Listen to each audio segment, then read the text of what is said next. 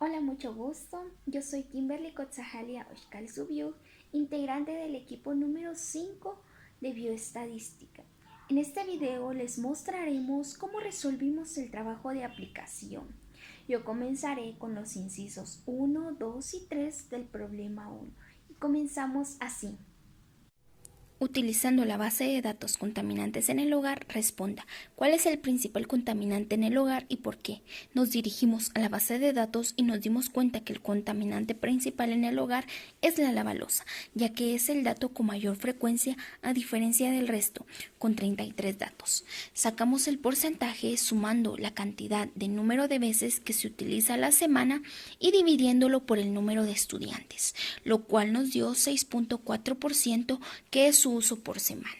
2. Seleccione las dos variables cualitativas siguientes: signos o síntomas en los últimos 6 meses y ambientales en Sprite en su hogar, y elabore la gráfica respectiva.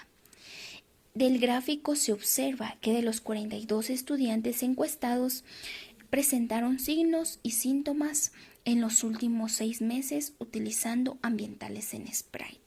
10 de ellos con dolor de cabeza, 6 tos seca, 8 irritación, 1 dolor de cabeza y tos seca, 7 dolor e irritación. También pudimos darnos cuenta que estudiantes que no utilizan ambientales en Sprite en su hogar presentaron síntomas y signos: 1 dolor de cabeza, 1 tos seca, 4 irritación, 1 dolor de cabeza y tos y 3 dolor de cabeza e irritación. Fuente: base de datos componentes en el hogar. 3. Interprete la información presentada. De las 42 personas encuestadas, solamente 32 usan ambientales en Sprite. El principal síntoma es dolor de cabeza, con 23.81%. El segundo, irritación, con 19.08%. El tercero, dolor e irritación, con 16.67%. El cuarto, tos seca, con 14.29%. Y el quinto, dolor de cabeza y tos, con 2.38%. Mi nombre es Karen Dayana Gómez Moscoso y pertenezco al grupo número 5. Para los incisos 4, 5 y 6 es necesario realizar una tabla de asociación, la cual utilizamos dos variables cualitativas: el sexo y las enfermedades en los últimos 6 meses de los estudiantes. En el inciso número 4 nos pide un ejemplo de proporción, que es la relación de correspondencia entre las partes y el todo. Para ello, buscamos la proporción de mujeres que padecieron solamente infecciones, la cual corresponde a 7 dividido el total de mujeres, que son 29. Nos da como resultado 0.24. En el ejercicio número 5 nos solicita un ejemplo de porcentaje, el cual es una proporción multiplicada por 100. Calculamos el porcentaje de estudiantes con alergias, lo que equivale a 12 dividido el total de estudiantes, 42 por 100, lo que nos da un resultado de 28.57%. En el inciso número 6 nos solicitan un ejemplo de razón, la cual es la comparación que se hace entre dos grupos diferentes que pueden ser de igual o diferente naturaleza. Para determinar si ellas son iguales o si una es mayor que la otra, calculamos el total del primer grupo, de hombres y mujeres con alergias, que es 12, dividido el total del segundo grupo, de hombres y mujeres con otro tipo de enfermedad, que es 10, multiplicado por K, la cual utilizamos el número 10. Nos dio como resultado que por cada 10 estudiantes con alergia, hay 2 estudiantes con otro tipo de enfermedad. Yo soy Mirna Michelle Silvestre Nog y daré solución al problema 2, inciso 7, 8 y 9. 7. Apliqué la regla de Sturges, en la que ordené los números de menor a mayor. Luego comencé con el rango, que fue la resta del número mayor menos el menor, que dio como resultado 18. Para el intervalo de clase utilicé la operación 1 más 3.322 logaritmo de 42, que dio como resultado 7. Y con eso ya pude sacar la amplitud, que es el rango partido el intervalo de clase, que me dio como resultado 3. Ahora, para la presentación tabular de la variable, utilicé lo que fue la amplitud para poder realizar los límites. Con esos límites con los absolutos pude sacar los reales, y la marca de clase la realicé sumando cada límite partido entre 2, Para la frecuencia es el número de datos que se repitió. Y luego la frecuencia por la marca de clase. Y al final la frecuencia acumulada, que es la suma de las frecuencias. Ahora para el inciso número 9 saqué la media aritmética, que es el promedio de los datos.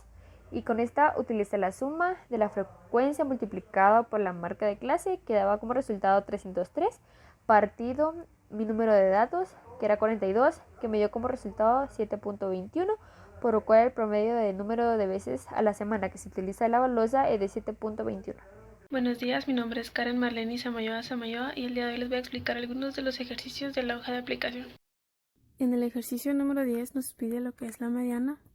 Entonces primero lo que debemos hacer es dividir el número de datos entre 2, lo que nos da 21. Entonces ese valor lo buscamos en la frecuencia absoluta, pero en este caso utilizaremos el 35, ya que este contiene al 21. Entonces utilizaremos estos datos. Entonces la mediana nos va a dar que es igual a límite real inferior, que es 6.5, más número de datos dividido 2 menos la frecuencia acumulada anterior por la amplitud, que es 3, dividido la frecuencia, que va a ser 20. Entonces nos va a quedar que el valor que mide en dos partes iguales a la distribución es 7.4. En el ejercicio 11, el valor que más se repite, debemos de sacar la moda. Entonces primero buscamos el valor más grande en la frecuencia absoluta, y ese va a ser el 20. Entonces utilizaremos estos datos.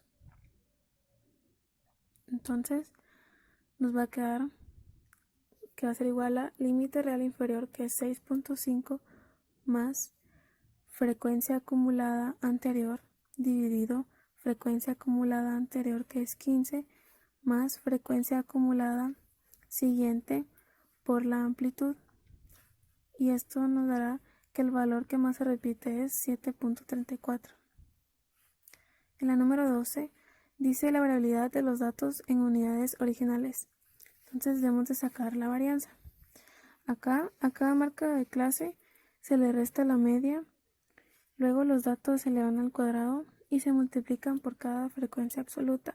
Esto lo vamos a dividir entre el número de datos menos 1, ya que es una muestra, y el valor que nos dé le sacamos raíz y eso nos dará 4.14.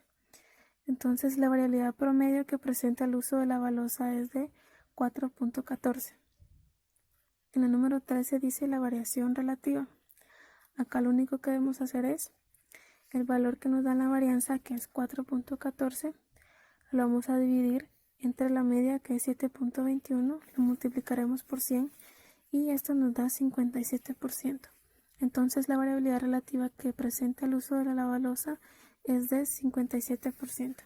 Mi nombre es Sergio Danilo Lemus Hernández. Percentil 40. Como primer paso tenemos que buscar la posición. Utilizamos esta fórmula sustituyendo valores que daría que K es el percentil que deseamos buscar, N es el total de datos dividido 100. Este es el resultado y lo vamos a buscar en nuestra tabla, en las frecuencias acumuladas, y nos damos cuenta que se encuentra dentro del tercer intervalo de clase. Entonces para encontrar el valor utilizamos esta fórmula, que es límite real inferior más la posición, que ya la encontramos, menos frecuencia acumulada anterior dividido frecuencia absoluta de esa clase por el intervalo. Sustituyendo valores quedaría 6.5 más la posición menos 15 dividido 20 por 3. Primero tenemos que realizar lo que está entre corchetes, luego multiplicarlo dentro de 3 y por último la suma. Entonces el resultado es 6.77. La interpretación es el valor que deja debajo de sí el 40% de los datos es 6.77, o bien el valor que representa el percentil 40 es 6.77. En la elaboración del histograma, primero tenemos que colocar nuestro encabezado, que sería este. En la gráfica, el eje Y son las frecuencias absolutas, en el eje X son los límites reales. La interpretación sería: en el primer intervalo hay una frecuencia de 10, en el segundo intervalo hay una frecuencia de 5, en el tercer intervalo hay una frecuencia de 20, en el cuarto intervalo hay una frecuencia de 3, en el quinto intervalo hay una frecuencia de 2, en el sexto intervalo hay una frecuencia de 1, en el séptimo intervalo hay una frecuencia de 1. Nos podemos dar cuenta de que en el intervalo 6.5 a 9.5 es donde está la mayor frecuencia. ¿Qué efectos puede producir este producto en la salud? Que en este caso son los lavalos. Los efectos dañinos que puede producir son alergias, irritaciones, asma, dolores de cabeza, trastornos de la visión. Los compuestos clorados, como el hipoclorito sódico que se encuentran en la mayoría de las lejías, emiten vapores tóxicos que irritan las mucosas, pudiendo dañar los pulmones. La lejía quema la piel y es tóxica por ingesta. Algunos polvos limpiadores contienen amoníaco y por eso no deben mezclarse con lejías, pues estos emiten aminas cloradas tóxicas en forma de gases. Mi nombre es Rocío Alejandra Kuburshikon y voy a presentarles el problema número 3 del trabajo de aplicación. Se desea realizar predicciones de estrés a partir del valor de afrontamiento de los sujetos. ¿Cuál es la variable independiente? En este caso, la variable independiente sería afrontamiento, ya que el nivel de estrés variará dependiendo de qué mecanismo de afrontamiento esté utilizando el sujeto. Para obtener la ecuación de mínimos cuadrados, primero necesitamos un diagrama de dispersión. Seleccionaremos los datos e insertaremos nuestro diagrama. Luego nos iremos a más, donde podemos agregarle también la línea de tendencia y a más opciones. Seleccionaremos presentar ecuación en el gráfico y presentar el valor de R cuadrado en el gráfico. Acá las tenemos. Ahí tendríamos nuestra ecuación de mínimos cuadrados. El valor de la pendiente sería el valor de B, que sería igual a menos 0.7635. Si el afrontamiento es de 88, ¿cuál es el valor del estrés? Simplemente debemos sustituir X por 88 y el resultado nos da 8.24. ¿Cómo se interpreta la correlación? Para esto necesitamos el valor de R a partir de R cuadrado, lo que nos daría menos 0.84. Y según la guía de interpretación, el valor del coeficiente de correlación nos indica que existe una correlación alta negativa. Y eso sería todo. Mi nombre es Dulce María de Rosario López Bulnes y voy a explicar el problema número 4. Busca en los medios de comunicación nacional una gráfica que demuestre el avance del COVID-19 en nuestro país, muéstrala e interprétala. La gráfica que se presenta es acerca de las pruebas de COVID-19 realizadas en Guatemala del 21 de abril al 12 de mayo del 2020. Se puede observar que el día que más se realizaron pruebas fue el día 9 de mayo, con casi 1000 pruebas realizadas, y el día que menos pruebas se realizaron fue el día 21 de abril, con casi 400 pruebas realizadas. El día que más casos positivos se han presentado fue el día 10 de mayo y el día que menos casos positivos se han presentado fue el día 30 de abril. Se puede observar que los primeros días la realización de las pruebas iba a un aumento y luego disminuyó para mantenerse y luego se ha mantenido con altos y bajos. Igualmente los casos positivos han ido en aumento, disminuyendo, manteniéndose y nuevamente presentando altos y bajos durante todo el tiempo. ¿Cómo ha apoyado la bioestadística en el manejo de dicha emergencia sanitaria? La bioestadística ha apoyado en conocer la entidad y la magnitud del impacto, lo cual es fundamental para facilitar a las autoridades información del comportamiento a corto y mediano plazo de variables de gran interés para comprender la expansión del coronavirus, que podría servir para la toma de decisiones y ayudar a que se tomen las medidas correctas. La bioestadística ayuda a que se puedan predecir anticipadamente el número de contagios de Guatemala, pronosticar el número de fallecidos, el número de ingresos hospitalarios o las altas y contribuir a conocer el efecto de las medidas de confinamiento. El uso de gráficas y tablas es una forma visual que ayuda a los medios de comunicación, como telenoticieros y prensas, a dar la información del avance del COVID-19 de una mejor manera que la población comprenda y se mantenga informada de la situación.